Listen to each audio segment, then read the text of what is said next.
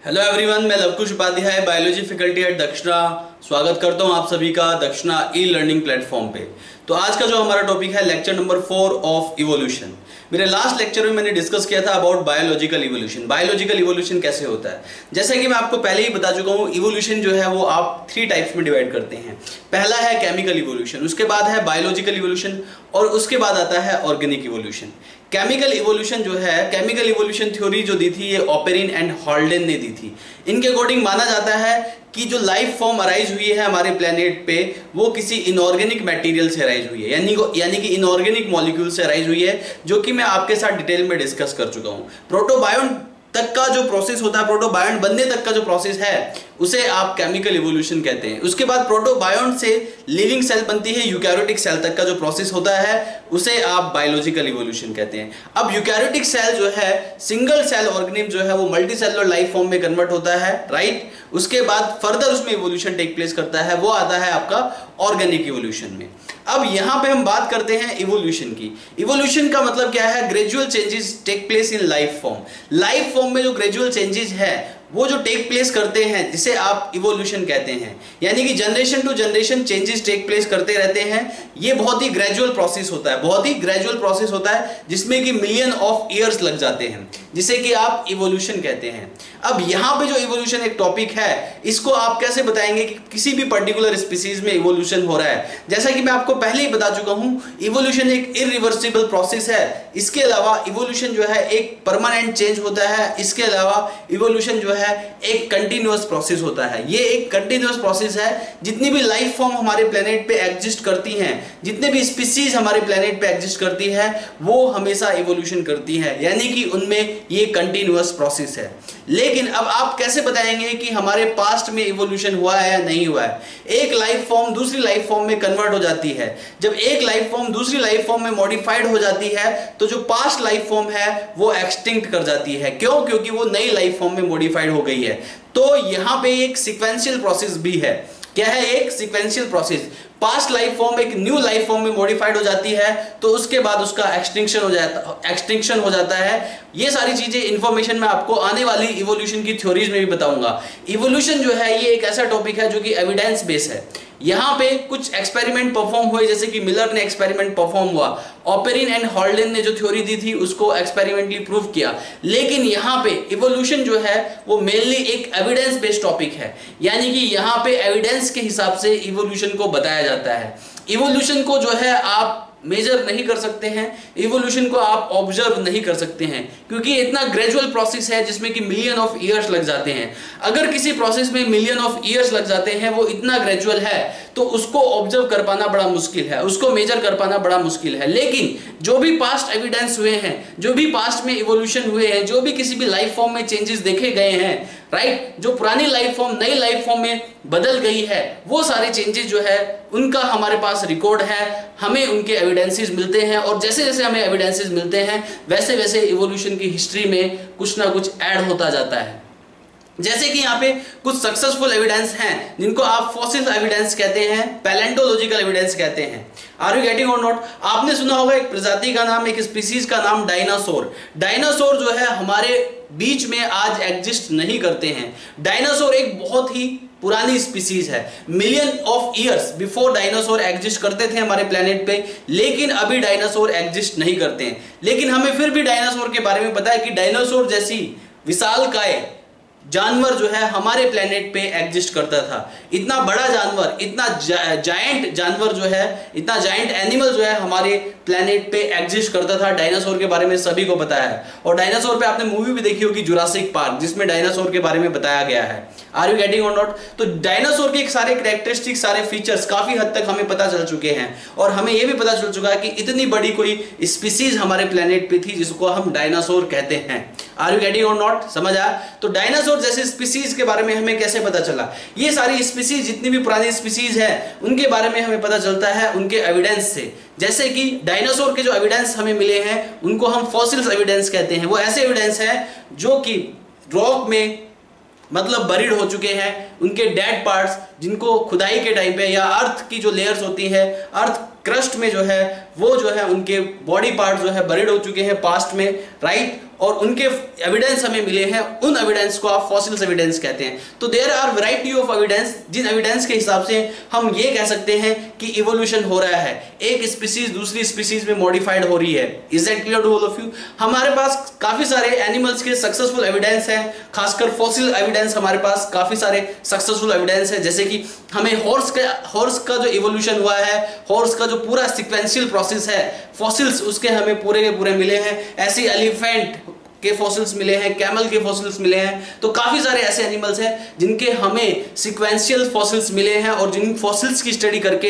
हम ये कह सकते हैं कि यहाँ पे इसके बाद ये वाली स्पीसीज मॉडिफाइड हुई है, यानी कि कैमल में इस तरीके से मॉडिफिकेशन हुआ, या ह्यूमन के भी सक्सेसफुल हमें फॉसिल्स रिकॉर्ड मिले हैं, तो ह्यूमन में इस तरीके से मॉडिफिकेशन हुआ। ह्यूमंस की डिफरेंट जो प्री हिस्टोरिक मैन, जिसको आप आदि मानव कहते हैं, ठीक है, आदि मानव यानी कि प्री हिस्टोरिक मैन के डिफरेंट हमें फॉसिल्स मिले हैं, और डिफरेंट प्री हिस्टोरिक मैन की हमें स्पीसीज के बारे में पता है। तो ये सारी चीजें हमें सारी इंफॉर्मेशन मिलती हैं एविडेंस से। तो evolution is completely based on evidence. Evolution एक ऐसा टॉपिक है जो कि एविडेंस बेस्ड है। तो यहाँ पे मैं डिस्कस करने जा रहा हूँ about all the evidences of evolution. कौन कौन से ऐसे एविडेंस हैं जो कि इवोल्यूशन को फेवर करते हैं, जो कि इस बात को फेवर करते हैं कि इवोल्यूशन होता रहता है, इवोल्यूशन एक कंटिन्यूअस प्रोसेस है, एक स्पीसीज दूसरी स्पीसीज में मॉडिफाइड हो जाती है। आर यू गेटिंग और नॉट? यानी कि मॉडिफिकेशन होती है लाइफ फॉर्म में, और उस लाइफ फॉर्म में मॉडिफिकेशन होने से क्या होता है कि एक नई प्रजाति जो है उभर के आती है, यानी कि जिसको आप इवोल्यूशन प्रोसेस कहते हैं। तो ये एक कंटिन्यूअस प्रोसेस है, and this is completely based on evidence. Now I am going to discuss in detail about the evidences of evolution in detail. Is that clear? तो सबसे पहले I am going to start about fossils evidence, जिसको आप palaeontological evidence भी कहते हैं। तो one by one मैं सारे एविडेंसेस के बारे में डिस्कस करूंगा। तो अभी मैं स्टार्ट करने जा रहा हूं पैलेंटोलॉजिकल एविडेंस, जिसको आप फॉसिल्स एविडेंस कहते हैं। सो लिसन केयरफुली। तो यहां पे मैं बात कर रहा हूं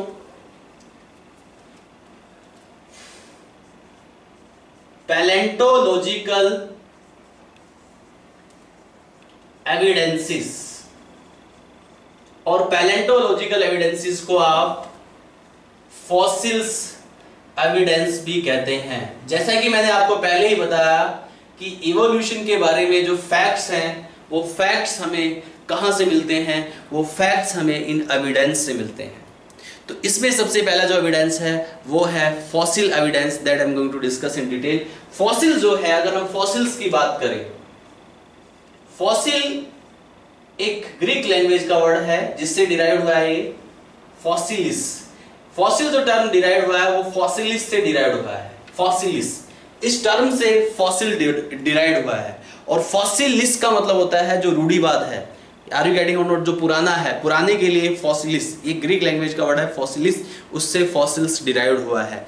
और फॉसिलिस जो है वो क्या है, उसको हिंदी जो मीनिंग है फॉसिलिस का वो क्या है, मैं लिख देता हूं यहाँ पे, रूढ़िवाद। इसको रूढ़िवाद कहते हैं, राइट? इसका एग्जैक्ट मीनिंग ऑफ फॉसिलिस। तो ये एक फॉसिलिस वर्ड से डिराइव्ड हुआ है। Fossil derived from fossilis. किससे डिराइव्ड हुआ है? फॉसिलिस से डिराइव्ड हुआ है। अब आप फॉसिल्स को डिफाइन कैसे करेंगे? एक साइंटिस्ट थे जिनका नाम था चार्ल्स लियल। चार्ल्स लियल नाम के एक साइंटिस्ट ने फॉसिल की डेफिनेशन कुछ इस तरीके से दी। फॉसिल्स क्या होते हैं इसकी डेफिनेशन मैं आपको बता देता हूं, and this definition was given by Charles Lyell. First time this definition was given by scientist जिसका नाम था Charles Lyell. So listen carefully. तो डेफिनेशन क्या है? फॉसिल्स क्या है? Fossils are past impressions. Fossils जो है वो पास्ट इंप्रेशंस हैं, पास्ट इंप्रेशंस ऑफ ऑर्गेनिज्म, या ये कहिए इंप्रेशंस ऑफ पास्ट ऑर्गेनिजम्स। तो ये आप ये कहेंगे यहां पे, कैसे डिफाइन करेंगे? Fossils are the impressions of past organisms. Dinosaur एक पास्ट ऑर्गेनिज्म है, एक पास्ट स्पीसीज है, एक पास्ट प्रजाति है। तो उसके जो एविडेंस हैं, उसके जो इंप्रेशन है, right, that you called fossils. तो फॉसिल्स मतलब impressions of past organisms. Fossils are impressions of past organisms in rocks। तो जो रॉक्स होते हैं उनमें फॉसिल्स के एविडेंस हमें मिलते हैं। हमारी जो अर्थ की लेयर होती है उनमें हमें फॉसिल्स के एविडेंस मिलते हैं। आर यू गेटिंग और not? This definition was given bye, ये जो डेफिनेशन है कि फॉसिल्स क्या है, impression of past organism in rock, this definition was given by Charles लियल। एक साइंटिस्ट थे जिनका नाम था चार्ल्स लियल, उन्होंने फॉसिल्स की ये डेफिनेशन दी, fossils are impression of past organisms. तो पास्ट ऑर्गेनिजम्स के इंप्रेशन है फॉसिल्स। जब भी आप कहीं पे खुदाई करते हैं तो खुदाई करते टाइम जो हमारी अर्थ क्रस्ट है, आर यू गेटिंग और नॉट, तो अर्थ में यहाँ पे डिफरेंट लेयर्स होती हैं, डिफरेंट स्ट्रेटा होता है।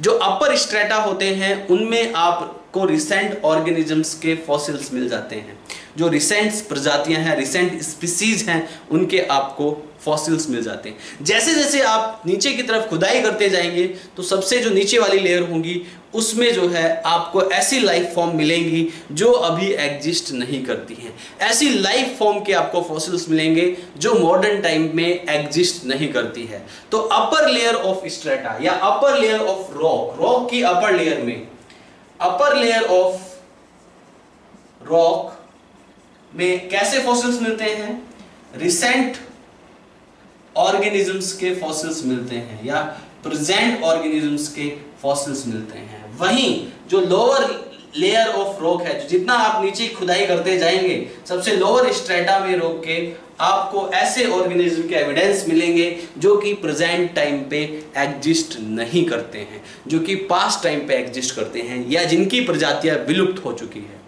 अब विलुप्त होने के पीछे काफी सारे रीजन हो सकते हैं। विलुप्त होने के पीछे किसी नेचुरल कैलेमिटी या नेचुरल कैटास्ट्रोफ की वजह से वो प्रजातियां विलुप्त हो सकती हैं, या वो प्रजातियां किसी दूसरी प्रजाति में इवॉल्व हो गई। माना जाता है डायनासोर जैसी प्रजाति, डायनासोर पे भी काफी सारे कॉन्ट्रडिक्शन हैं। हमें एक्चुअल डायनासोर का एक्सटिंक्शन कैसे हुआ, ऑल ऑफ सडन डायनासोर का एक्सटिंक्शन हुआ था, राइट। आप इन फॉसिल्स की स्टडी करके उस टाइम के यानी कि जियोलॉजिकल पीरियड को भी बता सकते हैं। आप इन फॉसिल्स की स्टडी करके carbon dating method, potassium dating method, chemistry में आपने पढ़ा होगा, कार्बन डेटिंग मेथड से हम उस फॉसिल्स की एज के बारे में भी मालूम कर सकते हैं और हम ये भी बता सकते हैं कि वो फॉसिल्स कौन से जियोलॉजिकल पीरियड में रहा होगा। तो डायनासोर जैसी प्रजाति के लिए यह माना जाता है कि इनका जो एक्सटिंक्शन हुआ है वो किसी नेचुरल कैलेमिटी की वजह से हुआ है। कोई बहुत बड़ा मीटियोराइट्स हमारे प्लेनेट से टकराया, कोई बहुत बड़ा उल्कापिंड हमारे प्लेनेट से टकराया और उसकी वजह से सारे के सारे जो डायनासोर है वो वाइप हो गए, वाइप ऑफ हो गए। Is that clear? वो सारे के सारे साफ हो गए। Is that clear to all of you? और कुछ लोगों का मानना यह भी है कि डायनासोर जैसी प्रजाति से हमारे जो आज के मॉडर्न बर्ड्स हैं वो इवॉल्व हुए हैं। तो एग्जैक्टली क्या था और क्या नहीं था ये कहना थोड़ा मुश्किल हो जाता है। हमें दोनों टाइप के एविडेंसेस दिखाई देते हैं। तो ये भी हो सकता है कि डायनासोर जैसी बड़ी बड़ी स्पीसीज ने अपने आप को रिड्यूस करना स्टार्ट किया, साइज में घटते गए और घटने के बाद वो आज के मॉडर्न बर्ड्स के में जो है इवॉल्व हो गए। या ये भी पॉसिबल है कि किसी नेचुरल कैलेमिटी या कैटास्ट्रोफ की वजह से डायनासोर जो है हमारे प्लेनेट से परमानेंटली एक्सटिंक्ट हो गए। तो ये सब बातें जो है कहना मुश्किल है क्योंकि इवोल्यूशन जो है ये सिर्फ एविडेंस बेस्ड स्टोरी है। एग्जैक्टली सिचुएशन क्या रही होगी, क्या कैसे हुआ होगा, इसके बारे में आइडिया नहीं लगाया जा सकता। तो यहाँ पे सिर्फ एविडेंस ही आपको बताए जा सकते हैं और आपको एविडेंसेस ही अच्छे से समझने हैं।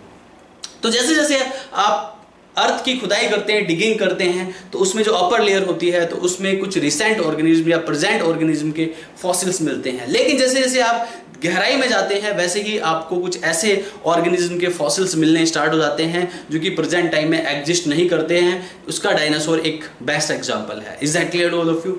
तो ये है। तो लोअर लेयर ऑफ रॉक में पास्ट ऑर्गेनिज्म के जो कि एक्सटिंक्ट कर चुके हैं या किसी दूसरी प्रजाति में मॉडिफाइड हो चुके हैं, ऐसे ऑर्गेनिज्म के रिकॉर्ड मिलते हैं। तीसरा पॉइंट, इन फॉसिल स्टडी की हेल्प से, with the help of study of fossils, with the help of study of fossils, fossils की स्टडी से, right, we can also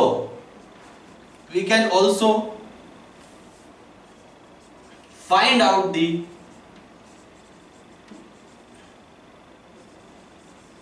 age of fossils.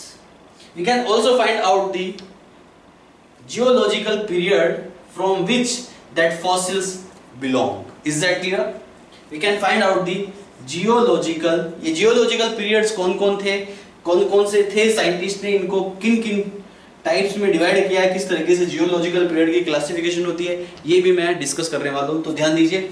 Also find out the geological periods. Is that clear all of you? तो ये fossils. अब बात करते हैं, you know, study of fossils is known as palaeontology. Study of fossils is known as palaeontology. आपको पता होना चाहिए. फॉसिल्स की स्टडी को आप पैलेंटोलॉजी कहते हैं. This is the branch of science in which you study about the fossils. जिसमें कि फॉसिल्स की आप स्टडी करते हैं, उसे आप पैलेंटोलॉजी कहते हैं. ये पैलेंटोलॉजी को आप फर्दर दो ब्रांच में डिवाइड कर सकते हैं. There are two branches of palaeontology. Palaeontology की कितनी ब्रांचेज हैं? There are two branches of palaeontology. One is palaeobotany, another is palaeozoology. Zoology, right. तो palaeontology, palaeobotany and palaeozoology. Are you getting और not? There are two branches of palaeontology, palaeozoology, palaeobotany. तो जो palaeobotany है, it means this is the study of plant fossils. ये plant fossils की study को आप पैलोबॉटनी कहते हैं. प्लांट फॉसिल्स की स्टडी को आप पैलोबॉटनी कहते हैं. वहीं पैलोजूलॉजी आप कहते हैं study of animal fossils. Animal fossils की स्टडी को आप पैलियोजूलॉजी कहते हैं या पैलोजूलॉजी बोल सकते हैं. तो प्लांट फॉसिल्स की आप स्टडी करते हैं, that is called palaeobotany. And animal fossils की स्टडी करते हैं, दैट इज कॉल्ड पैलियोजूलॉजी, या पैलो भी बोल सकते हैं, पैलोजूलॉजी या पैलोबॉटनी. Is that clear? तो ये है आपके पैलेंटोलॉजी के दो type. There are two types of palaeontology, palaeobotany and palaeozoology. जो पैलियोबॉटनी है study of plant fossils, and palaeobotany this is the study of animal fossils. Are you getting और not? Now father of palaeontology, father of palaeontology. Palaeontology के father किनको कहा जाता है? Leonardo da Vinci. Leonardo da Vinci, इनको father of palaeontology कहा जाता है. Leonardo da Vinci also be known as father of palaeontology. ऐसे ही father of modern palaeontology, father of modern palaeontology कहा जाता है जॉर्ज कुवियर. एक साइंटिस्ट है जिनका नाम था जॉर्ज कुवियर, उनको फादर ऑफ मॉडर्न पैलेंटोलॉजी कहते हैं. एंड द फेमस, ये नाम भी आ जाता है, and the famous Indian palaeontology. India के सबसे फेमस पैलेंटोलॉजी का नाम है बीरबल सहानी. इनके नाम से Birbal Sahani institute of palaeontology Lucknow में है. कहाँ है? लखनऊ में. तो फेमस इंडियन पैलेंटोलॉजी के नाम से किसको जाना जाता है? बीरबल सहानी को, राइट. फेमस इंडियन पैलेंटोलॉजी के नाम से किसको जाना जाता है बेटा? फेमस इंडियन पैलेंटोलॉजी के नाम से जाना जाता है बीरबल सहानी. तो बीरबल सहानी का नाम आपको पता होना चाहिए. ये बहुत बड़े पैलेंटोलॉजी थे, Indian palaeontology, famous Indian palaeontologist. ठीक है, पैलेंटोलॉजिस्ट. तो फेमस इंडियन पैलेंटोलॉजिस्ट कहा जाता है बीरबल सहानी को.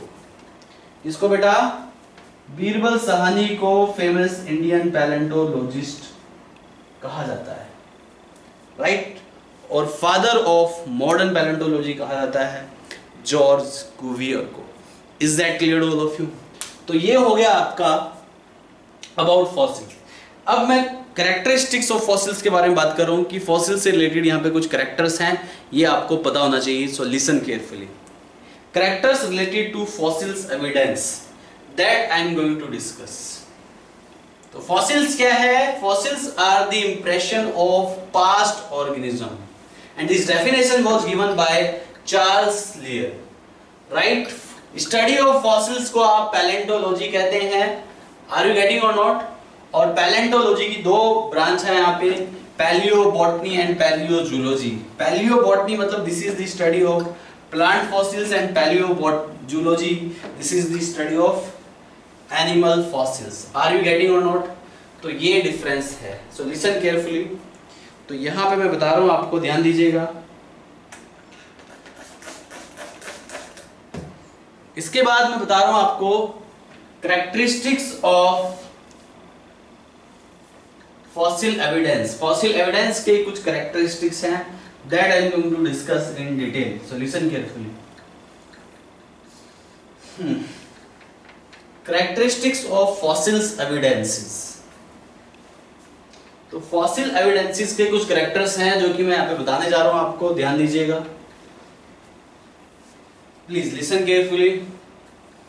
Characteristics of fossils evidences.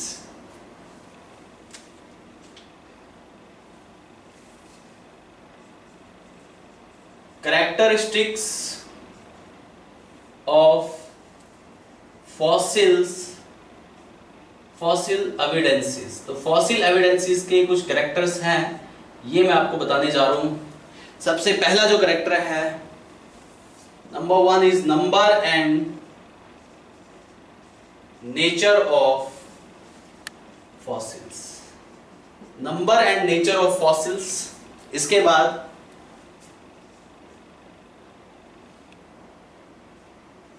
Distribution of fossils in different strata. In different strata, तो डिफरेंट स्ट्रेटा में फॉसिल्स का डिस्ट्रीब्यूशन कैसे होता है, ये मैं आपको बताऊंगा। तीसरा है, फॉसिल स्टडी से आपको पता चलता है disparity between past and present organisms. ये भी फॉसिल्स का एक कैरेक्टर है। इससे आपको पता चलता है disparity between past and present organism. इसके बाद जो फोर्थ कैरेक्टर है वो है मिसिंग लिंक्स। फॉसिल स्टडी से आपको कुछ मिसिंग लिंक्स भी मिल जाते हैं, इनके बारे में मैं डिस्कस करूंगा, इसका भी मैं एग्जांपल बताऊंगा। तो सबसे पहले हम बात करते हैं number and nature of fossils. Number and nature of fossil से हमारा मतलब ये है कि जो अर्लियर रॉक हैं, यहां पे रॉक को के टाइप्स आप डिवाइड करते हैं जियोलॉजिकल पीरियड के हिसाब से। आर यू गेटिंग और नॉट? जियोलॉजिकल पीरियड्स मैं डिटेल में बताऊंगा, आपके साथ डिस्कस करूंगा जियोलॉजिकल पीरियड के बारे में। तो यहां पे number and nature of fossils की मैं बात कर रहा हूं। अगर हम अर्लियर रॉक्स की बात करें, जो अर्लियर जियोलॉजिकल पीरियड के जो रॉक हैं, रॉक्स की भी डेटिंग की जा सकती है कार्बन डेटिंग मेथड से। रॉक को आप पता लगा सकते हैं कि कितना पुराना रॉक है। तो जो अर्लियर रॉक हैं, अर्लियर रॉक्स में, आर यू गेटिंग और नॉट, ये रॉक्स कुछ ऐसे भी हैं जो कि हमारी जो अर्थ क्रस्ट है उसके नीचे दबे हुए हैं। आर यू गेटिंग और नॉट? Is that clear? तो रॉक, जो अर्लियर रॉक है उसमें जो है हमें सबसे कम फॉसिल्स मिलते हैं। जितने अर्लियर रॉक्स की हम बात करेंगे उसमें नंबर ऑफ फॉसिल्स आपको कम मिलेंगे, और जो लेटर रॉक है यानी कि जो बाद में बनने वाले जो रॉक्स हैं उसमें नंबर ऑफ फॉसिल्स आपको ज़्यादा मिलते हैं। Number and different types of fossils ज़्यादा मिलते हैं। ये बात इंडिकेट करती है कि पहले जो नंबर ऑफ फॉसिल्स कम क्यों मिलते हैं, क्योंकि पहले इतनी कॉम्प्लेक्सिटी डेवलप नहीं हुई थी। पहले एट द अर्लियर टाइम इतनी सारी लाइफ फॉर्म इवॉल्व नहीं हुई थी, और पहले सिंपलेस्ट टाइप के ऑर्गेनिज्म डेवलप हुए थे। तो ये सारी इंफॉर्मेशन आपको फॉसिल स्टडी से मिलती है। आर यू गेटिंग और नॉट? तो number and nature of fossils, ध्यान दीजिए। द अर्लियर रॉक्स, जो अर्लियर रॉक्स है having very few number of fossils, few number of fossils. Earlier rocks में जो पाए जाने वाले जो फॉसिल्स हैं, fossils in earlier rock, earlier rock में जो पाए जाने वाले कुछ फॉसिल्स हैं वो बस कुछ मराइन एनिमल्स के फॉसिल्स आपको पाए जाते हैं। पहली बात तो ये, जो अर्लियर रॉक है उसमें number of fossils as compare to later rock ज्यादा है। अगर हम अर्लियर रॉक की बात करें तो अर्लियर रॉक में मैराइन एनिमल्स के फॉसिल्स मिलते हैं ज्यादा। अर्लियर रॉक का जो एग्जांपल है ये भी मैं आपको बता देता हूं, जैसे कि, चलो ये मैं आपको बाद में डिस्कस करूंगा। अर्लियर रॉक के एग्जांपल में इसमें आते हैं प्रोटेरोजोइक और Palaeozoic, that I will discuss later. तो number and nature of fossils में अर्लियर रॉक में नंबर जो फॉसिल्स के हैं वो बहुत कम मिलते हैं और टाइप ऑफ फॉसिल्स भी कम मिलते हैं। अगर आप अर्लियर रॉक की खुदाई करते हैं तो उसमें कुछ ऐसे फॉसिल्स मिलेंगे जो जनरली देख के ये पता चलता है कि वो मैराइन एनिमल है। तो ये बात यहाँ पे ये भी इंडिकेट करती है कि जो पहली लाइफ फॉर्म है, जो पहला एनिमल है, वो वाटर बॉडी यानी कि ओशियन में इवॉल्व हुआ है। इस बात से ये इंडिकेशन मिलता है क्योंकि अर्लियर रॉक के फॉसिल्स जो हैं जनरली मैराइन एनिमल्स के फॉसिल्स हैं और वो ये इंडिकेट करते हैं, मैराइन एनिमल मतलब जो अर्लियर एनिमल्स जो इवॉल्व हुए हैं वो ओशियन में इवॉल्व हुए हैं। इस बात का ये मतलब निकलता है। आर यू गेटिंग और नॉट? तो इट इंडिकेट्स व्हाट? ये इंडिकेट करता है, it indicates that earlier animals evolved in, कहां इवॉल्व हुए हैं अर्लियर एनिमल्स बेटा? ओशियन में अर्लियर एनिमल्स इवॉल्व हुए हैं। तो ये एक nature, number and nature of fossils. Is that clear to all of you? Very few fossils are found in earlier rocks but in later rocks very large number of fossils are found. Earlier rocks में कुछ marine animals के fossils मिलते हैं that indicate कि animals जो evolved हुए हैं, पहला जो animal evolve हुआ है वो evolve हुआ है ocean में। कहाँ evolve हुआ है बेटा? वो evolve हुआ है ocean में और बाद में land animals evolve हुए होंगे। Are you getting or not? इसके बाद distribution of fossils की हम बात कर लेते हैं। जैसा कि मैं आपको बता चुका हूं distribution of fossil, number and nature of fossils. तो डिस्ट्रीब्यूशन ऑफ फॉसिल्स की हम बात करें तो डिस्ट्रीब्यूशन ऑफ फॉसिल्स में भी मैं यही बताना चाहता हूं आपको, distribution of fossils different geological period के रॉक्स में डिफरेंट फॉसिल्स पाए जाते हैं। याद रहे, यहां पे रॉक्स को आप जियोलॉजिकल पीरियड के हिसाब से बताते हैं। रॉक की आप एज कंफर्म कर सकते हैं, रॉक को बता सकते हैं कौन से पीरियड में है। अबाउट इवोल्यूशनरी पीरियड्स, बहुत सारे इवोल्यूशनरी पीरियड होते हैं। आर्कीजोइक पीरियड है, एजोइक पीरियड है, प्रोटेरोजोइक पीरियड है, ठीक है, पैलीजोइक पीरियड है, मीजोजोइक पीरियड है, सीनोजोइक पीरियड है। तो ये सब पीरियड्स हैं, इवोल्यूशनरी पीरियड्स हैं। तो इन इवोल्यूशनरी पीरियड्स में फॉसिल्स का डिस्ट्रीब्यूशन भी डिफरेंट होता है, राइट। इन जियोलॉजिकल पीरियड्स को भी हम इनको जियोलॉजिकल पीरियड्स भी कहते हैं। तो इन जियोलॉजिकल पीरियड्स में जो फॉसिल्स का जो डिस्ट्रीब्यूशन है वो डिफरेंट तरीके से है, ये आपको पता होना चाहिए। The distribution of fossils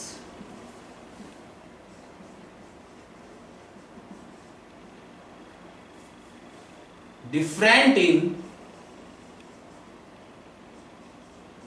different geological periods rocks. तो डिफरेंट जियोलॉजिकल पीरियड वाले रॉक्स में इनका डिस्ट्रीब्यूशन डिफरेंट तरीके से है। अगर हम बात करें अर्लियर, सबसे अर्लीस्ट रॉक की हम बात करें प्रोटेरोजोइक, ठीक है। प्रोटेरोजोइक एरा में पीरियड्स को यहाँ पे जियोलॉजिकल पीरियड्स में आप इसको एरा, पीरियड्स एंड एपोक में डिवाइड करते हैं, ये मैं बताऊंगा। प्रोटेरोजोइक एरा में there were no clue of multicellular life form, कोई भी क्लू नहीं था मल्टीसेलुलर लाइफ फॉर्म का। प्रोटेरोजोइक एरा में सिंगल सेल ऑर्गेनिज्म थे और बाद में multicellular life form single cell organism से ही इवॉल्व हुई है। तो प्रोटेरो, जैसे नाम से ही पता चल रहा है आपको, प्रोटेरोजोइक एरा मतलब प्रोटोजोन्स आपने पढ़ा होगा, प्रोटेरो, इज दैट क्लियर? तो यहाँ पे कोई एविडेंस नहीं मिलता है मल्टीसेलुलर लाइफ फॉर्म का। तो याद रहे प्रोटेरोजोइक एरा में no evidence of multicellular life form.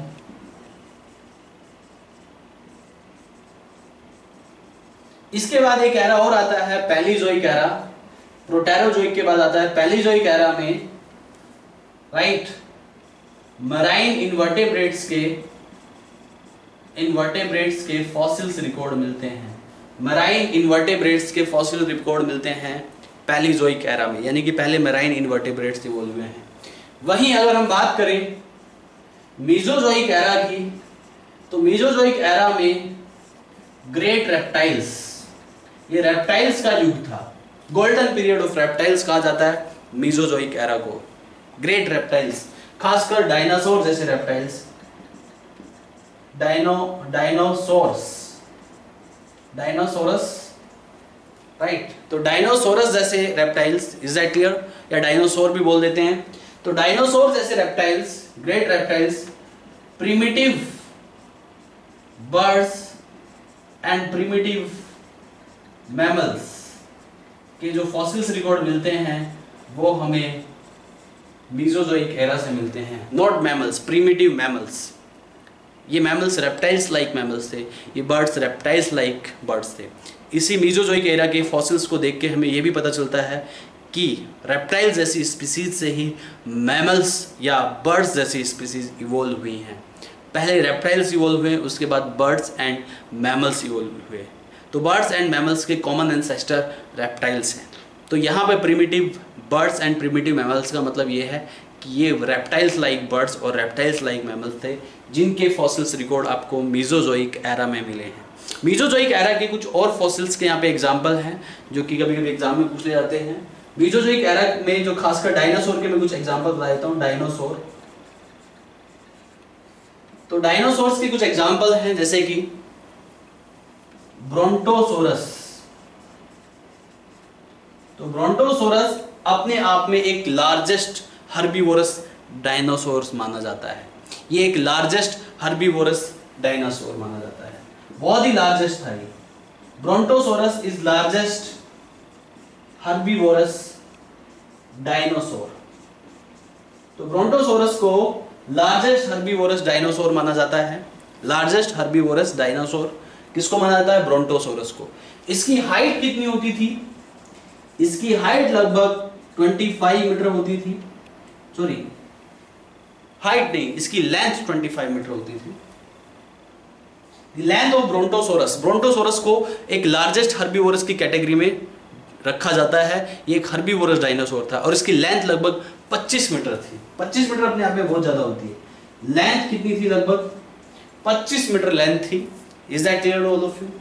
इसके अलावा इसकी जो हाइट थी वो लगभग 4.5 मीटर हाइट, मतलब इसकी लंबाई ज्यादा थी। और इसका जो वेट माना जाता है ये माना जाता है मैट्रिक टन्स में। इसका एविडेंस हमें पूरा मिला है, फॉसिल्स एविडेंस। और इसका जो वेट माना जाता है ब्रोंटोसोरस का जो वेट माना जाता है लगभग 45 टन्स। तो 45 टन्स लगभग इसका वेट होता था। ब्रोंटोसोरस अपने आप में एक हैवियर और लार्जेस्ट हर्बीवोरस डायनासोर था। 25 metre length, 4.5 metre height and 45 metric tons. 45 metric tons इसका वेट होता था। किसका? डायनासोर का। तो प्रोटेरोजोइक एरा बिल्कुल अर्लियर एरा है ये। इसमें मल्टीसेलुलर लाइफ फॉर्म का कोई एविडेंस नहीं मिलता था। वहीं मीजोजोइक एरा जो है, राइट, इसमें आपको पैलियोजोइक एरा में मैराइन इन्वर्टेब्रेट्स पाए जाते थे।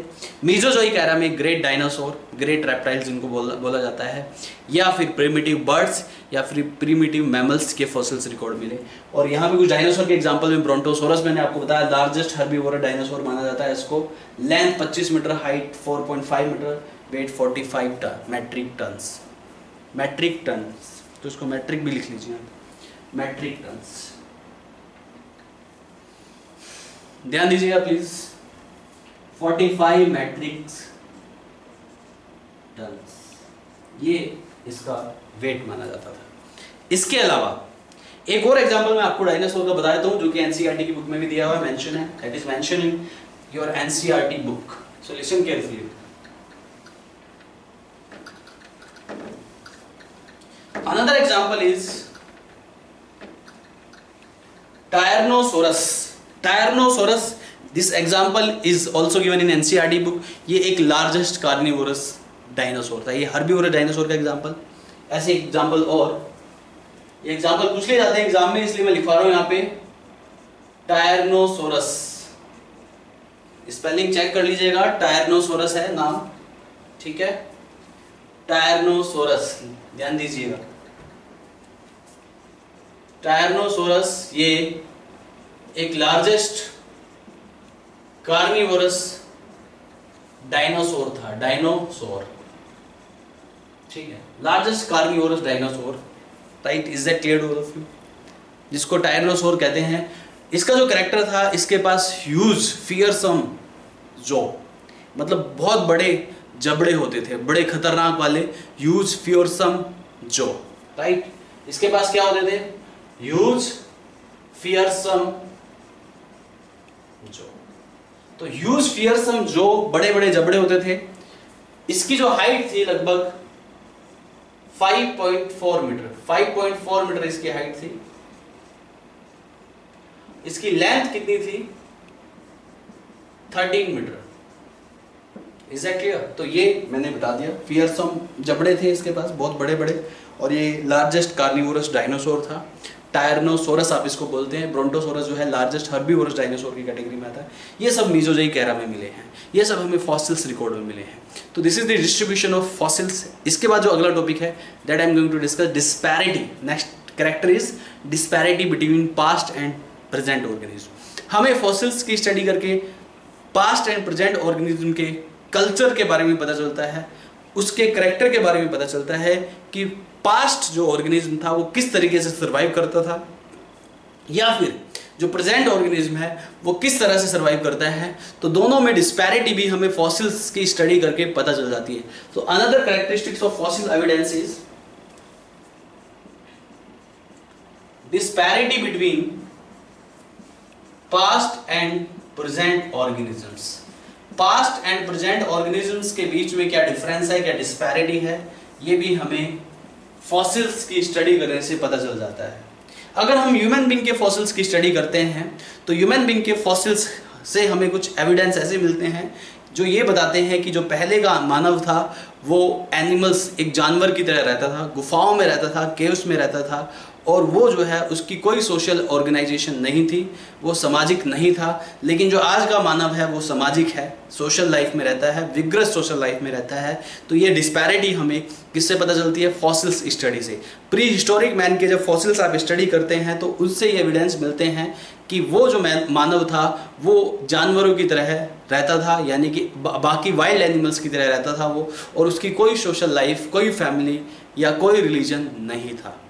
कुछ ऐसे भी प्री हिस्टोरिक मैन थे। हालांकि कुछ ऐसे भी प्री हिस्टोरिक मैन रहे हैं जिनकी लाइफ होती थी, फैमिली होती थी, सोशल लाइफ होती थी। इस तरह के भी प्री हिस्टोरिक मैन के एविडेंस मिले हैं। तो प्री हिस्टोरिक मैन पे जब मैं इवोल्यूशन ऑफ ह्यूमन बीइंग पे मैं डिस्कस करने वाला हूँ तो वहाँ पे सारे कैरेक्टरिस्टिक्स बताऊंगा मैं प्री हिस्टोरिक मैन के। तो देखिए यहाँ पे disparity between past and present organism. For example, जो प्री हिस्टोरिक मैन था, right, there was no social life, उसकी कोई सोशल लाइफ नहीं थी। इसके अलावा सर्वाइव लाइक बीस्ट, बीस्ट की तरह सर्वाइव करता था, बेस्ट भी बोलते हैं इसको, ठीक है, मतलब जंगली जानवर की तरह सर्वाइव करता था। वाइल्ड एनिमल्स, वाइल्ड एनिमल्स ही लिख लीजिए, राइट। तो survive like wild animals, wild animals की तरह सर्वाइव करता था। जबकि मॉडर्न मैन जो है उसकी विग्रस सोशल लाइफ है, घर बना के रहता है। ये जो आदमी था ये लाइव इन केव्स, ये केव्स में रहता था। लेकिन आज का जो मानव है यानी कि जो मॉडर्न मैन है उनकी विग्रस सोशल लाइफ होती है। Is that clear to all of you? तो यहाँ पे ये है आपके कुछ characteristics related to fossils evidence. इसके बाद मिसिंग लिंक के बारे में डिस्कस करता हूँ। मिसिंग लिंक भी कैरेक्टरिस्टिक्स ऑफ फॉसिल एविडेंस में आता है, और ये मिसिंग लिंक कौन कौन सी है ये आपको पता होना चाहिए। Listen carefully.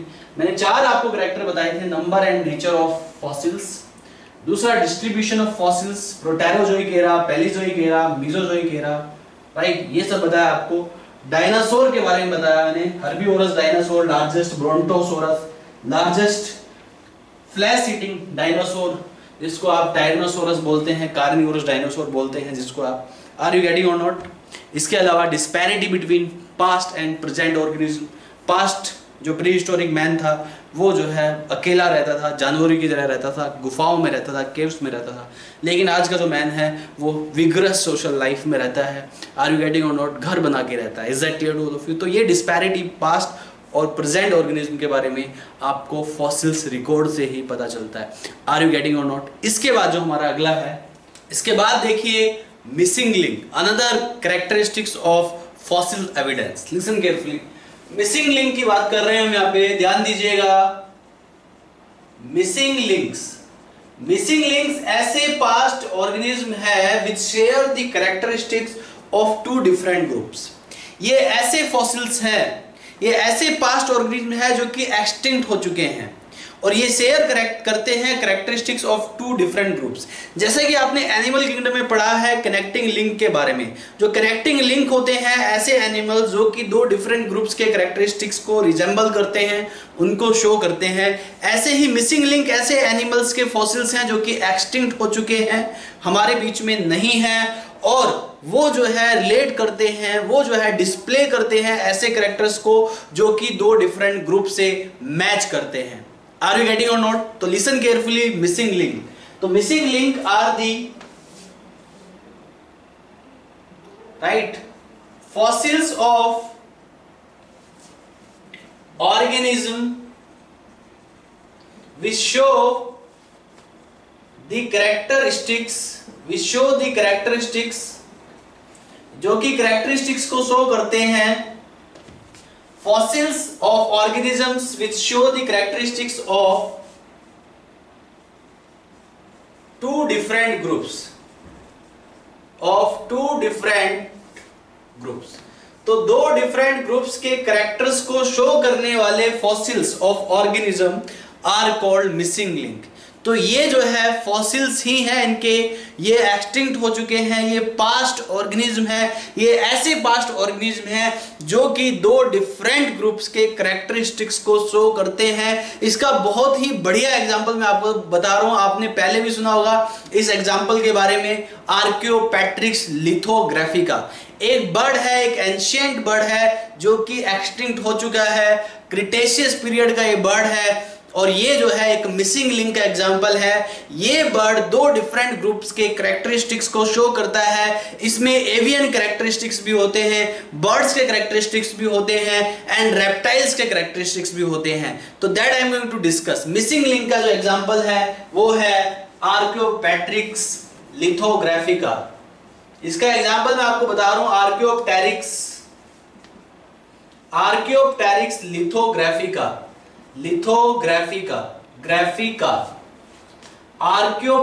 लिथोग्राफिका ये एक एंशिएंट बर्ड है। This is an ancient bird, right. इसके सिर्फ हमारे पास फॉसिल्स ही हैं, ये बर्ड एक्सटिंक्ट हो चुका है। आर्कियोप्टेरिक्स लिथोग्राफिका एक एंशिएंट पक्षी है, एंशिएंट बर्ड है। This is an ancient bird, right. इसके हमारे पास सिर्फ फॉसिल्स रिकॉर्ड है। द फॉसिल्स ऑफ आर्कियोप्टेरिक्स के फॉसिल्स को किसने डिस्कवर किया? The fossils of Archaeopteryx bird was discovered by, इसको जो डिस्कवर्ड बाय एंड्रियास। एक साइंटिस्ट थे जिनका नाम था एंड्रियास। तो एंड्रियास नाम के साइंटिस्ट ने आर्कियोप्टेरिक्स बर्ड्स के फॉसिल्स को डिस्कवर किया। तो एंड्रियास ने आर्कियोप्टेरिक्स बर्ड्स के फॉसिल्स को डिस्कवर किया इन बवेरिया। बवेरिया एक जगह है, कहां पे? जर्मनी में। तो जर्मनी में आर्कियोप्टेरिक्स बर्ड का हमें फॉसिल मिला, और ये एक ऐसा बर्ड था जो कि रेप्टिलियन कैरेक्टर को भी शो करता था और बर्ड्स लाइक कैरेक्टर को भी शो करता था। तो ये बर्ड जो है एक मिसिंग लिंक माना जाता है, ये दो डिफरेंट ग्रुप के कैरेक्टरिस्टिक्स को शो करता है। तो कहीं ना कहीं इस बर्ड से हमें ये पता चलता है कि बर्ड्स जैसी जो स्पीसीज है, जो आज के टाइम पे जो एव्स जो ग्रुप है, जो बर्ड्स जैसी स्पीसीज है, वो रेप्टाइल जैसी स्पीसीज से ही इवॉल्व हुए हैं।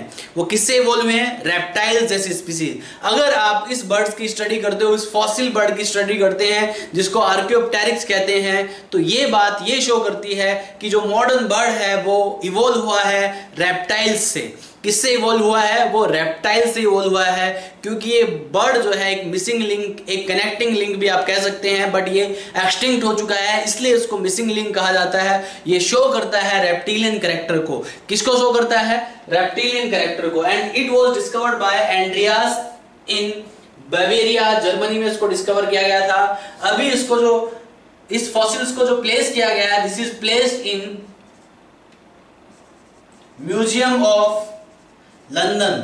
लंदन के एक म्यूजियम में इसको प्लेस किया गया है। If you want to see the fossil of this bird, then you need to visit to the London, and that you need to go to that museum and you can see that Archaeopteryx lithographica fossil. Is that clear to all of you?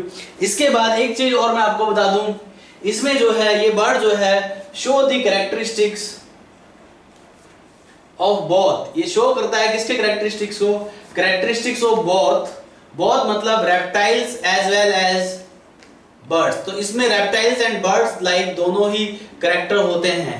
इसके जो reptilian character है ये मैं आपको बता देता हूं। Reptilian character ये बहुत ही इंपॉर्टेंट एग्जांपल मैं आपके साथ डिस्कस कर रहा हूं, इससे रिलेटेड आपको एग्जाम में क्वेश्चन मिल सकते हैं। आर यू गेटिंग और नॉट? तो इसके जो रेप्टिलियन कैरेक्टर्स हैं वो मैं आपको बता रहा हूं। The reptilian characteristics of Archaeopteryx lithographica. तो आर्कियोप्टेरिक्स लिथोग्राफिका के रेप्टिलियन कैरेक्टरिस्टिक्स क्या क्या हैं? ये जो है इसकी जो बॉडी है वो लिजार्ड लाइक होती है।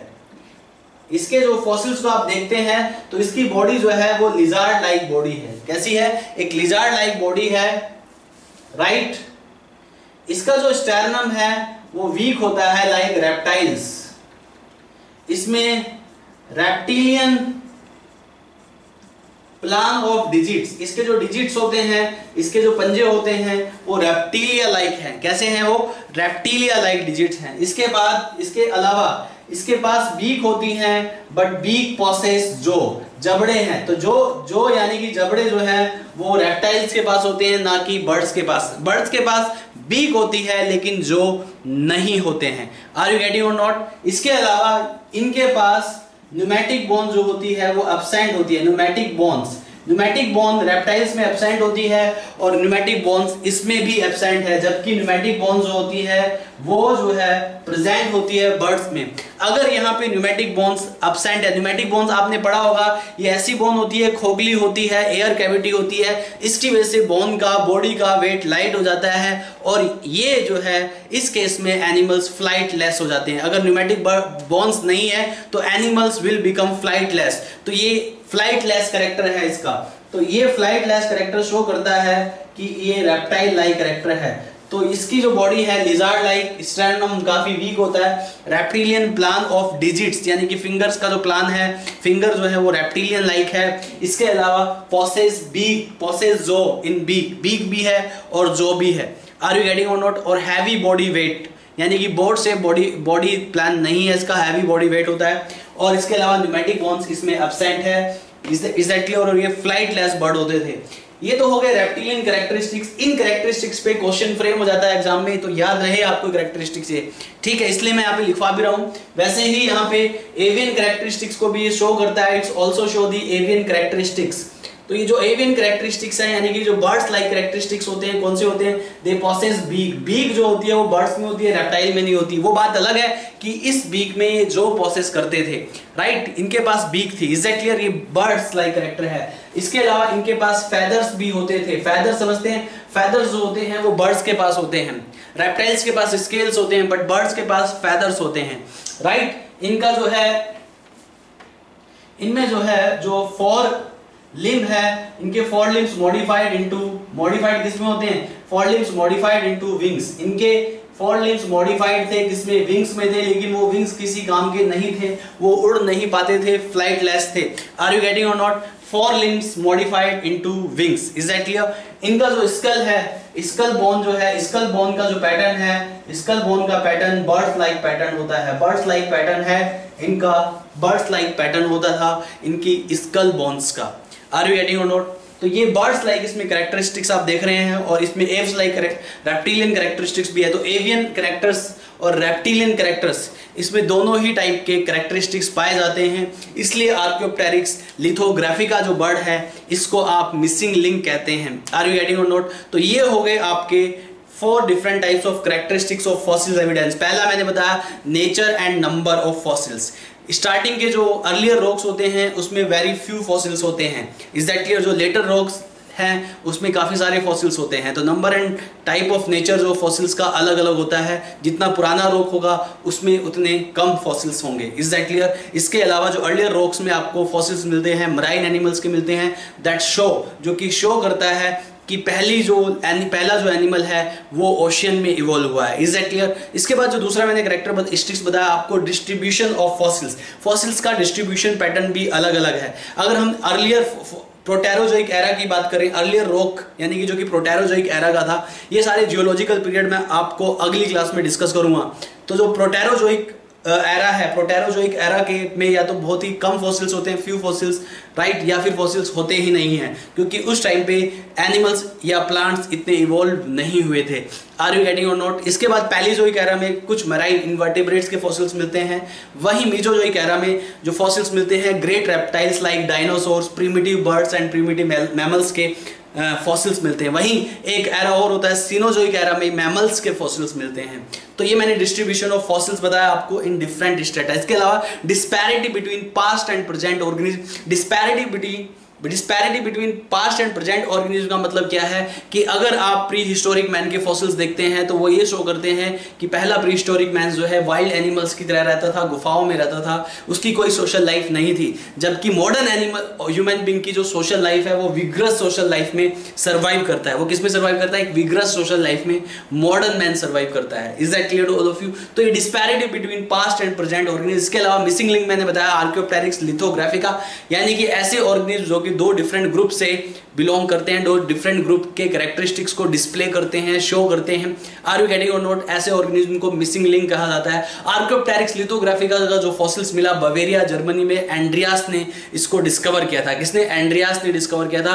और इसका जो फॉसिल्स प्लेस है वो म्यूजियम ऑफ लंदन में प्लेस है। इसमें एवियन कैरेक्टर और रेप्टिलियन कैरेक्टर दोनों प्रेजेंट होते हैं। ये सारे मैंने एवियन कैरेक्टर और रेप्टिलियन कैरेक्टर आपको लिखवा दिया है, इस पे क्वेश्चन फ्रेम हो जाता है, तो ये आपको अच्छे से पढ़ना है। अब हमारा जो अगला टॉपिक है that I am going to discuss in detail, types of fossils. Fossils कितने टाइप के होते हैं ये भी आपको समझना है, तो so listen carefully. Types of fossil discuss करते हैं हम, इसके बाद इस लेक्चर को हम खत्म कर देंगे, कंप्लीट कर देंगे टाइप्स ऑफ फॉसिल्स के बाद।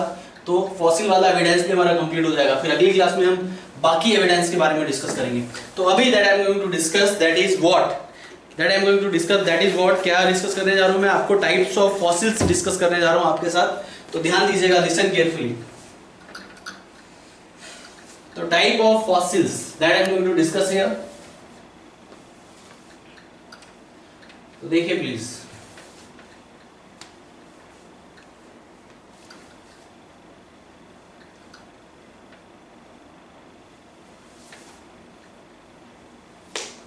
टाइप ऑफ फॉसिल्स, ध्यान दीजिएगा प्लीज। कितने टाइप के फॉसिल हैं वो मैं आपको बता रहा हूं, ध्यान दीजिए। टाइप ऑफ फॉसिल्स,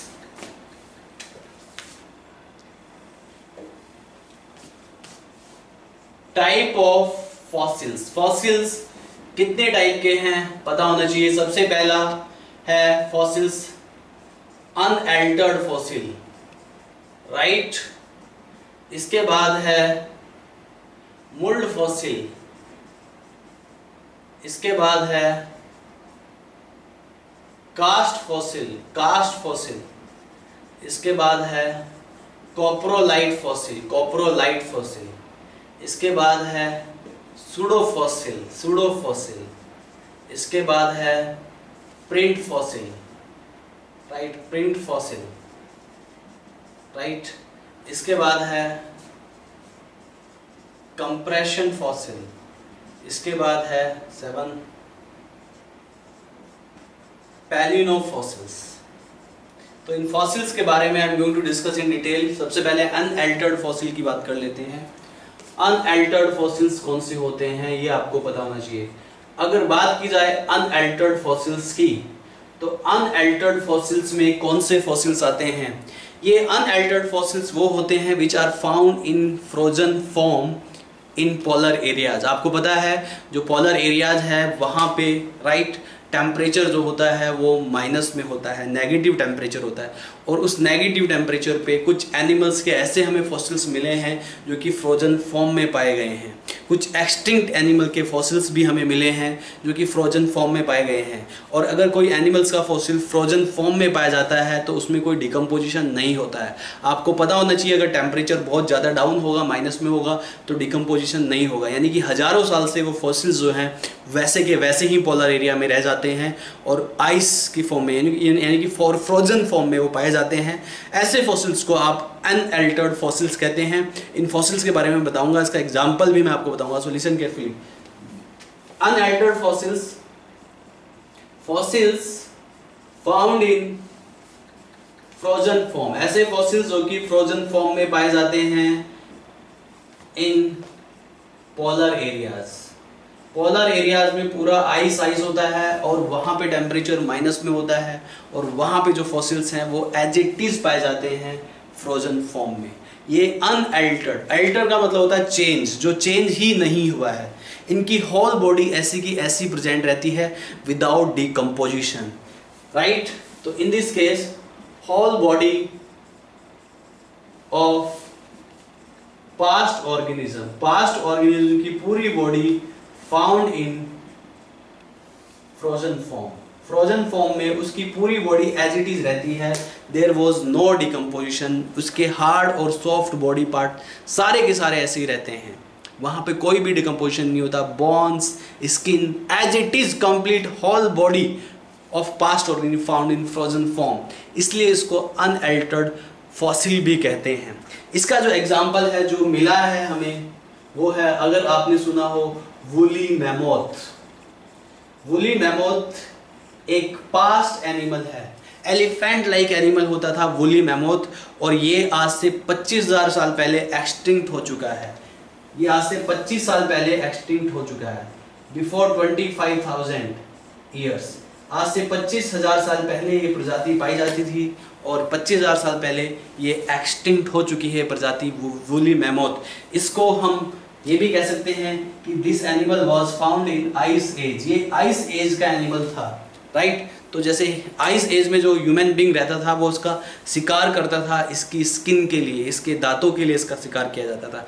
देखना, आप गूगल करके देखना, वूली मैमोथ का स्ट्रक्चर बिल्कुल एलिफेंट लाइक एनिमल है ये, और 25,000 साल पहले ये हमारे बीच से एक्सटिंक्ट हो चुका है। इसका हमें अनअल्टर्ड फॉसिल मिला है पोलर एरिया से फ्रोजन फॉर्म में। तो this is the first type of fossil. Another type is mould fossils. देखिए मुल्ड फॉसिल्स क्या होते हैं। मुल्ड फॉसिल्स में मुल्ड फॉसिल्स में क्या होता है कि अगर कोई पास्ट ऑर्गेनिज्म किसी मुल्ड यानी कि किसी सॉफ्ट सॉइल के अंदर, सॉफ्ट सॉइल में मतलब सॉफ्ट सॉइल के अंदर बरीड हो गया, लेकिन उसके सराउंडिंग में हार्ड मटेरियल है, तो उस केस में वो जो फॉसिल बनता है वो मोल्ड फॉसिल बनता है। तो ये एक तरीके का इम्प्रेशन है, एग्जैक्टली ये फॉसिल नहीं है, ये इम्प्रेशन है पास्ट ऑर्गेनिज्म का। अंदर से वो पूरा डिकम्पोज हो गया, बाहर से उसकी बॉडी की आउटलाइन रह जाती है, यानी कि ये एक इम्प्रेशन है। This is the impression of past organism which decompose, जो अंदर से डिकम्पोज हो चुका है, विच already have decompose but the impression, क्योंकि सॉफ्ट मड में उसके जो है इम्प्रेशंस बन गए और सॉफ्ट मड में उसमें का बरीड हो जाने की वजह से उसका अंदर का कंटेंट सारा डिकम्पोज हो गया, लेकिन उसका जो इम्प्रेशन है वो रह जाता है। सो this is exactly the impression of past organism, सिर्फ उसकी आउटर बॉडी का इम्प्रेशन रह जाता है, ठीक है। ये फॉसिल जो है develop due to buried in, इसमें सॉफ्ट मड या सॉफ्ट सॉइल के अंदर बरीड हो जाने की वजह से ये फॉसिल बनते हैं।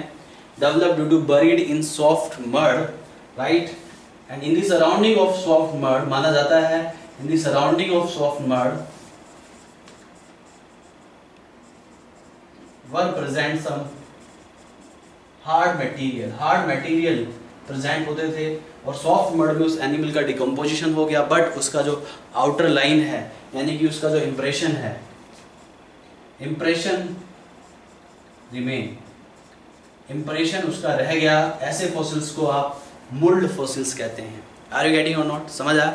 किसी की पूरी बॉडी जो है वो सॉफ्ट सॉइल के अंदर है, लेकिन उसकी आउटर लाइनिंग जो है वो जो है एक हार्ड मटेरियल है, तो सॉफ्ट सॉइल के अंदर डिकम्पोजिशन हो गया तो उसकी जो आउटर लाइनिंग है उसका इंप्रेशन रह जाएगा और वहाँ पे एक स्पेस सा डेवलप हो जाएगा।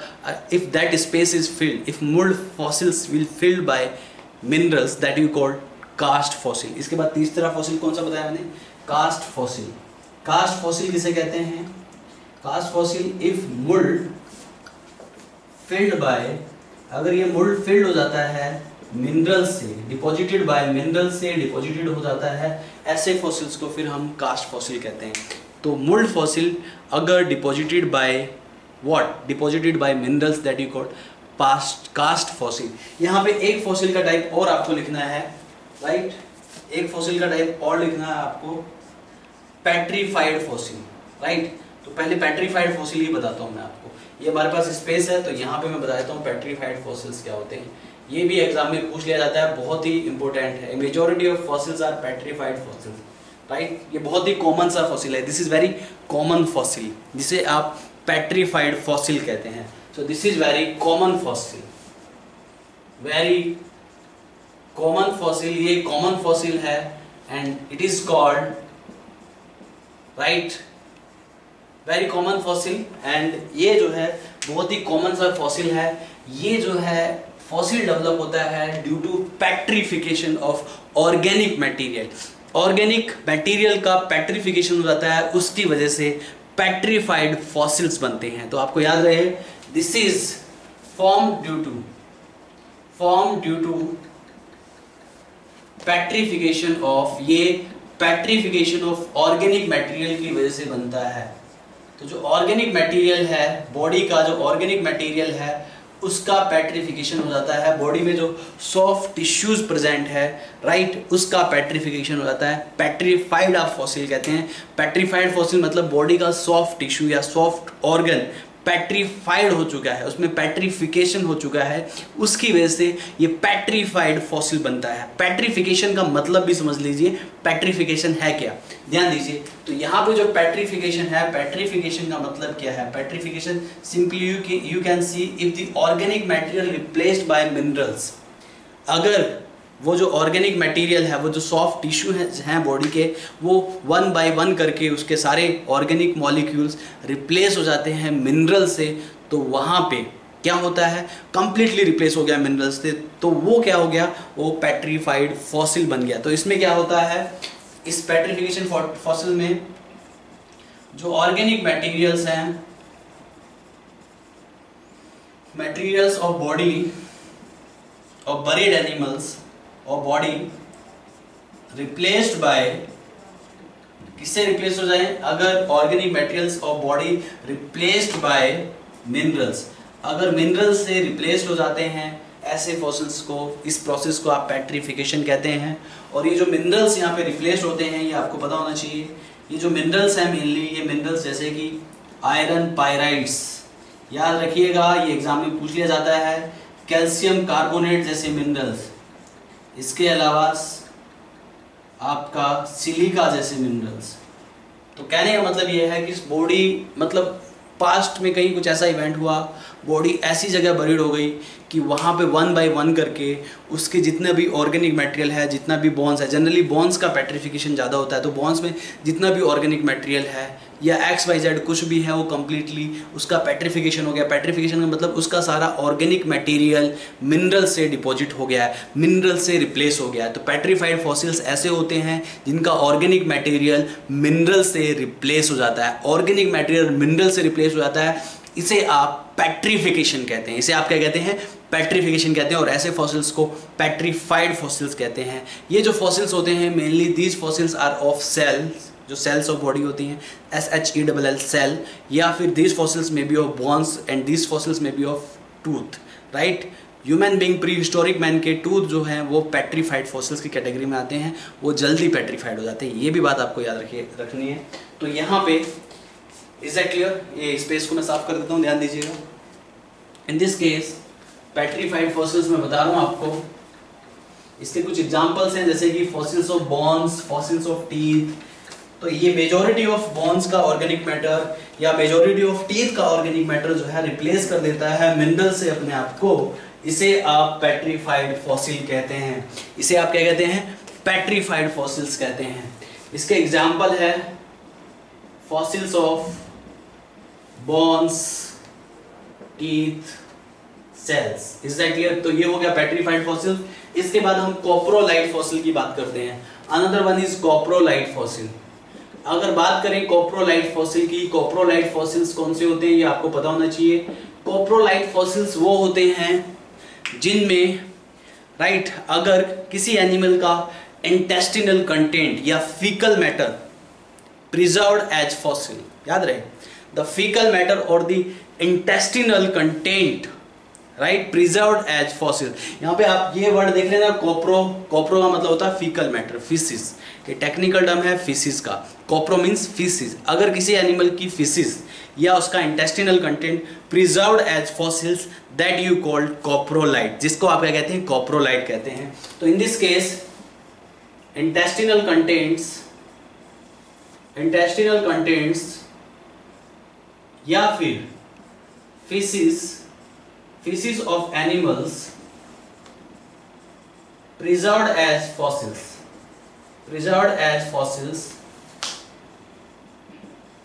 अगर किसी एनिमल का कंटेंट, फीकल कंटेंट या intestinal content as a preserved as a fossil की तरह प्रिजर्व्ड हो चुका है, तो उसे आप कहते हैं कोप्रोलाइट। ऐसे फॉसिल को क्या कहा जाता है? Coprolite. Such kind of fossils are found right.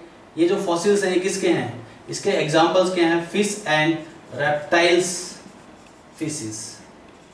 Generally fish and reptile fishes preserved as fossils की तरह प्रिजर्व हो चुकी हैं हमारे पास्ट में। डायनासोर की भी हमें कोप्रोलाइट्स मिले हैं। डायनासोर का फीकल मैटर भी हमें, उसका भी हमें क्या है? उसका भी हमें वो मिला है, क्या कहते हैं? कोप्रोलाइट, यानी कि faecal matter, preserved faecal matter हमें डायनासोर का भी मिला है। Is that clear to all of you? तो ये कुछ एग्जांपल्स हैं। तो कोप्रोलाइट मतलब इंटेस्टिनल कंटेंट और faecal matter preserved as fossil, that you called coprolite. Are you getting और नॉट? इसके बाद हमारा क्या है? Pseudo fossils. हम बात करते हैं सूडो फॉसिल्स की। अगर बात की जाए सूडो फॉसिल्स उन फॉसिल्स को कहते हैं which are not exactly fossil, which are not exactly past organism, but they resemble like past organism, they resemble like plant stem. Is that clear to all of you? खासकर ऐसे fossils जो होते हैं ये plant के किसी part के fossils होते हैं, प्लांट स्टेम के फॉसिल्स माने जाते हैं। Majority of pseudo fossils are the fossils which are like to the plant stems. Is that clear? Resemble to the plant stems. These are not exactly fossils, ठीक है, but these resemble like fossils of plant stem. तो ये जो pseudo fossils हैं, ये pseudo fossils resemble like, ये actual में rocky material होते हैं but resemble like plant stem. So that's why these fossils are called pseudo. Pseudo means false, यानी कि false fossils, right? तो these fossils जो हैं, right? ये क्या है बेटा? ये जो है रॉकी मटेरियल है, Rocky material which resemble like plant stems। तो रॉकी मटेरियल जो कि रिजेंबल लाइक प्लांट स्टेम की तरह दिखाई देते हैं, राइट? ऐसे फॉसिल्स को सूडो फॉसिल बोलते हैं। जनरली ये फॉसिल्स जो होते हैं इनकी जो आउटर अपीयरेंस है वो स्टेम लाइक होती है। ये फॉसिल्स बनते हैं due to depositions of minerals in rock crevices. Rock crevices में रॉक मिनरल्स अगर डिपॉजिट हो जाते हैं, they resemble like plant stem, so we consider as pseudo fossil. Is that clear to all of you? तो ये जो fossils बने, these fossil develop due to deposition of, ये डेवलप हुए due to deposition of minerals in rock crevices. तो rock crevices में minerals के deposition की वजह से सूडो फॉसिल्स डेवलप हुए हैं। तो याद रहे आपको सूडो फॉसिल। इसके बाद जो हमारा अगला फॉसिल है, अनअल्टर्ड फॉसिल बता दिया मैंने, मोल्ड फॉसिल्स बता दिया, कास्ट फॉसिल बता दिया, कॉप्रोलाइट बता दिया, सूडो फॉसिल बता दिया, पेट्रीफाइड फॉसिल बता दिया। 3 बचे हैं, print fossils, compression fossils and palynofossils. Is that clear? तो देखिए, लिसन केयरफुली, ध्यान दीजिएगा। तो इन फॉसिल्स के बारे में भी डिस्कस कर लेते हैं, उसके बाद फॉसिल वाला जो टॉपिक है, फॉसिल वाला एविडेंस आज के लेक्चर में हमारा कंप्लीट हो जाएगा। ध्यान दीजिएगा, लिसन केयरफुली।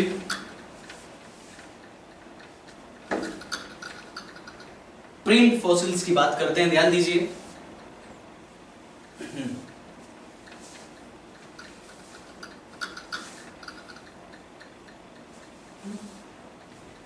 प्रिंट फॉसिल्स, देखिए प्रिंट फॉसिल्स क्या होते हैं?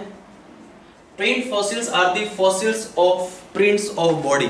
बॉडी के प्रिंट्स का फॉसिल जो है प्रिंट फॉसिल, नाम से ही क्लियर हो रहा है, प्रिंट फॉसिल्स, यानी कि बॉडी के प्रिंट्स का फॉसिल, स्किन के प्रिंट्स का फॉसिल, लीव्स के प्रिंट्स का फॉसिल, या स्टेम के प्रिंट का फॉसिल, या फिंगर के प्रिंट्स का फॉसिल्स, या फुट के प्रिंट्स का फॉसिल्स, इसे आप प्रिंट फॉसिल्स कहते हैं। आर यू गेटिंग और नोट? पहले फॉसिल्स, डायनासोर के फॉसिल्स की स्टडी करके हम ये भी कह देते हैं कि उस डायनासोर का कितना बड़ा साइज था। हमें डायनासोर के फुटप्रिंट्स के फॉसिल्स भी मिले हैं। सपोज दैट एक फुटप्रिंट का फॉसिल यहाँ पे है, इस पर्टिकुलर लोकेशन पे, इससे थोड़ा आगे चल के दूसरे फुटप्रिंट का लोकेशन मिलता है, इससे थोड़ा आगे चल के तीसरे फुटप्रिंट का लोकेशन मिलता है। तो उन फुटप्रिंट के बीच का डिस्टेंस मेजर करके आप ये बता सकते हैं कि ये डायनासोर कितनी लंबी छलांग लगाता था, राइट? इसका एक पैर यहाँ पड़ता है तो दूसरा पैर वहाँ पड़ता है। तो उन प्रिंट की लेंथ को मेजर करके आप उसके साइज का भी अनुभव कर सकते हैं, साइज का भी पता लगा सकते हैं, और ये बता सकते हैं कि ये डायनासोर कितना बड़ा है। तो इसका ये एक सिग्निफिकेंस है, ये एग्जांपल मैंने बता दिया आपको। प्रिंट फॉसिल्स, प्रिंट फॉसिल्स की बात करूँ मैं यहाँ पे। तो print fossils, these are the fossils of fingerprints, fossils of footprints, fossils of stem print, fossils of leaves print, यानी कि सिर्फ प्रिंट्स का फॉसिल है। Is that clear to all of you? जो कि प्रिजर्व हो चुका है। Is that clear? तो these are the fossils, right, fossils of prints of body parts. Body parts के प्रिंट्स का जो फॉसिल्स है उसे आप प्रिंट फॉसिल्स कहते हैं। These fossils can be the prints of skin, ये स्किन का प्रिंट्स हो सकता है, स्टेम का प्रिंट्स हो सकता है, फुट प्रिंट्स हो सकता है, राइट? इसके अलावा लीव्स का प्रिंट्स हो सकता है। तो ये हो गए आपके print fossils. Is that clear to all of you? समझ आया? तो प्रिंट फॉसिल हो गया, कॉप्रोलाइट हो गया, सूडो फॉसिल हो गया, ठीक है? कॉप्रोलाइट हो गया, सूडो फॉसिल हो गया, और कौन सा बचता है हमारा? I already told about, discuss about what, मैंने डिस्कस कर चुका हूं, पेट्रीफाइड, कॉप्रोलाइट, सूडो फॉसिल, पैलिनी फॉसिल देखते हैं, और कंप्रेशन फॉसिल बचा है। तो पैलिनो फॉसिल आपको पता ही होगा, मैंने बताया था आपको sexual reproduction in flowering plant में study of pollen grain is known as palynology, यानी कि फॉसिल्स ऑफ पोलन ग्रेन, या फॉसिल्स ऑफ माइक्रोस्पोर्स, या fossils of seeds, that you called palynofossils. So these are the fossils of pollen grains. ये pollen grains के fossils हो सकते हैं, या फिर किसी माइक्रोस्पोर के फॉसिल्स हो सकते हैं, राइट? Is that clear? या फिर किसी सीड्स के फॉसिल हो सकते हैं, इन्हें आप पैलिनो फॉसिल्स कहते हैं। Is that clear to all of you? इसके बाद कंप्रेशन फॉसिल्स की बात कर रहे हैं। तो कंप्रेशन फॉसिल्स, ये लास्ट बचा है, कंप्रेशन फॉसिल की हम बात कर रहे हैं। कंप्रेशन फॉसिल्स में क्या होता है कि सपोज दैट प्लांट है, प्लांट का स्टेम है, उसके अंदर का जो मटेरियल है वो पूरा डिकम्पोज हो गया है, और वहाँ पे कुछ मिनरल डिपोजिशन हो चुके हैं, और आउटर लाइन बची है। This is the fossils of outline, simply कहिए फॉसिल्स ऑफ आउटलाइन। ज़्यादा डिटेल में जाने की जरूरत नहीं है। Fossil of outline of any body part, that you called compression fossil.